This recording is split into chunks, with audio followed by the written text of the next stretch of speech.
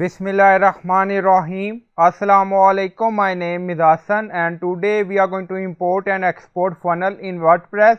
Before starting work, it's my request, please subscribe my channel. Thank you. Now back to our work. So we are using FunnelKit plugin and we are in funnel section. So first we are going to export. If you want, you can export all, and then you see this is our funnel. So click on it and then you see export. So again click on it. So this is our FunnelKit JSON file. So click on save. Now funnel save done, and then we are going to import. Go to another website and then you see import. So click on it, select file.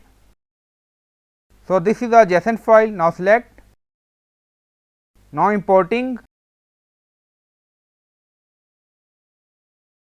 Then you see message successfully imported. So click on close. So this is our funnel. So you can edit this funnel according to your requirement. So in this way you can import and export funnel in WordPress. So I hope you like this video. Please like, comment, share, subscribe. Thank you for watching.